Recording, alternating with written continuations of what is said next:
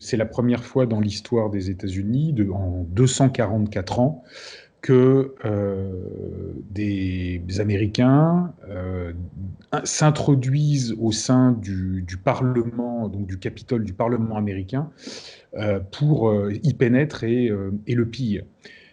Donc c'est déjà un événement en soi extrêmement important et qui va probablement bouleverser l'équilibre politique américain des prochaines années de manière extrêmement profonde, parce que ça aura des répercussions aussi bien auprès de la population, auprès des partis politiques, auprès du mode de gouvernance et même de l'utilisation des réseaux sociaux, puisqu'on a vu qu'hier, le compte Twitter de Donald Trump avait été définitivement supprimé.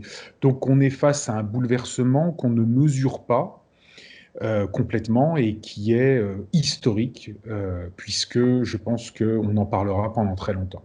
En fait, c'est la première fois qu'un président américain ne reconnaît pas sa défaite. Jusqu'à présent, on avait pu avoir, en particulier en 1824, puisqu'il y avait déjà eu des oppositions entre candidats, c'était entre candidats qui, au bout du compte, avaient débouché sur un accord, mais c'est la première fois qu'un président en exercice sortant refuse sa défaite. Il l'a refusé et il comptait gagner sur tapis vert de deux manières.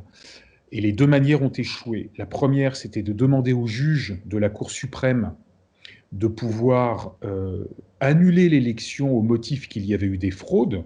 Et aucun des 9 juges de la Cour suprême, y compris ceux qui avaient été nommés à la demande de Donald Trump, n'ont accepté d'entrer dans cette logique.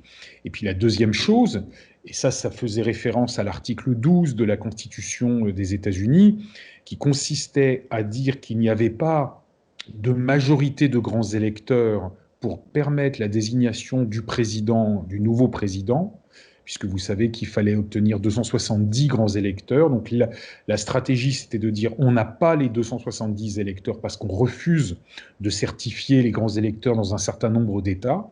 Et à partir de ce moment-là, le Congrès se substituait par un vote à la décision populaire et décidait que c'était Donald Trump qui était président. Et cette tactique-là aussi a échoué. Donc voilà ce qui s'est passé et ce qui explique la colère des manifestants pro-Trump, c'est qu'ils ont refusé le fait que leur candidat perde et après tout a dérapé parce que même si on considère que Donald Trump a voulu utiliser ses troupes, je ne pense pas qu'il ait voulu faire un coup d'État puisqu'il voulait gagner, je dirais, par des règles encore éminemment communes, même si c'était des règles bizarres. Mais la réalité, c'est que la violence l'a dépassé et qu'aujourd'hui, il ne maîtrise pas, il n'a pas maîtrisé ce qui s'est passé le 6 janvier. La démocratie américaine n'est pas en danger, mais la démocratie américaine va évoluer. C'est-à-dire que quand un pays est frappé par des circonstances aussi exceptionnelles, il se remet toujours en question.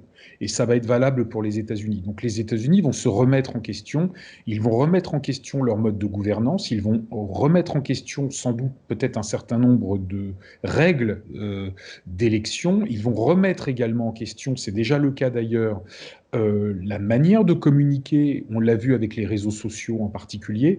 Donc il va y avoir un énorme bouleversement de la démocratie américaine qui, on peut le dire, dans quelques années ne ressemblera plus vraiment à ce qu'elle est aujourd'hui. Parce que le bouleversement, si vous voulez, est énorme. Il faut bien comprendre que la honte pour les Américains de voir le monde entier assister à ces scènes a été absolument terrible. Et les Américains, avec leur statut de grande puissance, ne peuvent pas supporter cette image totalement dégradée d'eux-mêmes. Donc il y aura des réactions et donc il y aura des changements. Alors, le problème de Joe Biden, ça va être de rassembler, de réconcilier deux fractions de l'Amérique qui sont totalement, si vous voulez, en position de haine, même plus de détestation, mais c'est quasiment de la haine maintenant l'une vis-à-vis de l'autre. Les États-Unis, depuis plusieurs mois, connaissent des bouffées de violence. On a des manifestations d'extrême gauche, on a des manifestations d'extrême droite, on a eu des violences policières et on a eu la fameuse journée du 6 janvier. Donc si vous voulez, la tâche du président Biden à partir du 21 janvier, ça va être de réussir quelque chose de quasiment impossible, réconcilier un pays qui est actuellement extrêmement fracturé entre deux mouvances qui qui ne se comprennent pas, qui ne veulent pas se comprendre et qui veulent se détruire. On peut le dire, au bord, on n'est pas encore dedans, mais on est au bord d'une guerre civile froide, d'une guerre civile larvée, d'une guerre civile sans les morts. Il n'y a pas eu tant de morts que ça, mais elle est incontestable dans les esprits.